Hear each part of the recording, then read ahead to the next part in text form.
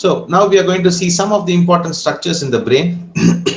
So when I was studying my undergraduation or post-graduation, uh, my major problem in understanding neurology was these terminologies. When somebody tell amygdala, when somebody say septum, pellucidum, be irritated because I don't know what are they, where are they.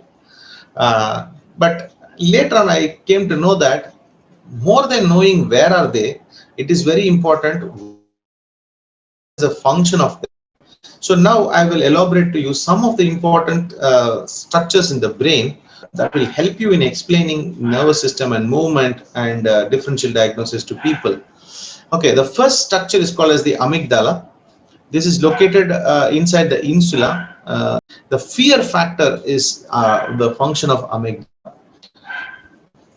When the amygdala is affected, it is very impossible for you to make a patient activities which he has a fear attached to it, because amygdala is important for processing the fear. You might have seen people who walk on the skyscrapers. They ride cycle on the mountains, but certain people cannot do that because of the influence of the amygdala. How this amygdala is being trained, the emotional response you give to situations is dependent on the amygdala. So it is also the center for the autonomic nervous system, the sympathetic and the parasympathetic nervous system. Next is the cerebellar peduncle. So this is insula. Here inside the insula is your amygdala. Again, insula is being shown opening the cerebral cortex. Okay, now coming to the cerebellar peduncles. The cerebellar peduncles are the one from where the cerebellar fibers, the information from the cerebellum reaches into the brainstem. So invariably they are more or less like a connecting source for the cerebellum, with which it is getting connected to the brainstem. Likewise, you have cerebellar peduncles here. You also have a cerebral peduncle. The cerebral peduncle is the one which connects the cerebrum with the brainstem. So you can see this, the green color one is the cerebral peduncle. What is the role of these two peduncles? They relay the information to the from one part of the brain to the other part of the brain based upon the name. If it is cerebellar peduncle, it is going to relay the information from the cerebellum, and if it is cerebral, it is going to relay the information from the cerebrum. Next is your very important structure called corpus callosum.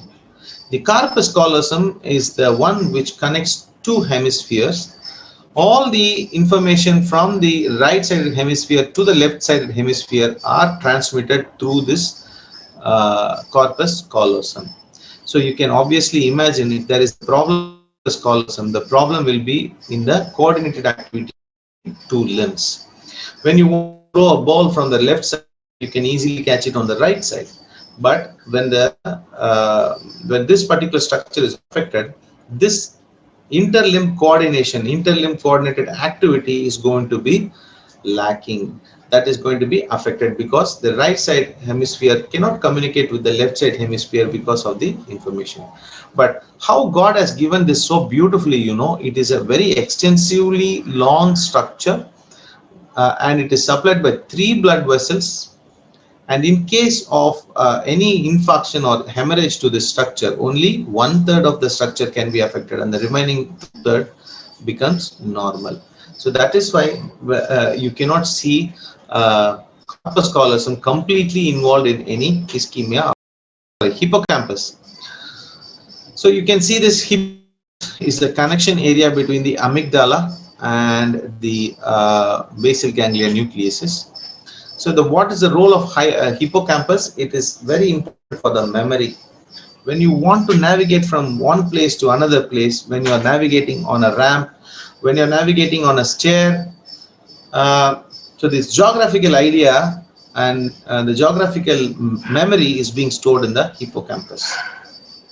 People who have a very good strong hippocampus once travel through difficult areas through bike or car or something like that, they can travel very easily next time. But People have a very poor geographical idea if they don't have a proper hippocampus, and they keep on seeing their Google Maps every time to go for their destination. I'm a very poor person in hippocampus because even if I travel 5 to 10 times in a road, I won't remember that road. I always look into the Google map.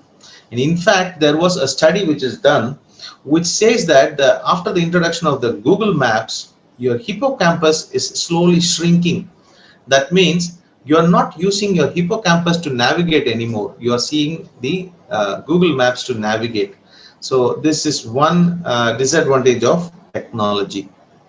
You can also see some other structures here apart from the hippocampus. You can see the thalamus here. Because it is below the thalamus, this area is called as the hypothalamus. You can see the basal ganglia in relationship to thalamus, which is very closely related.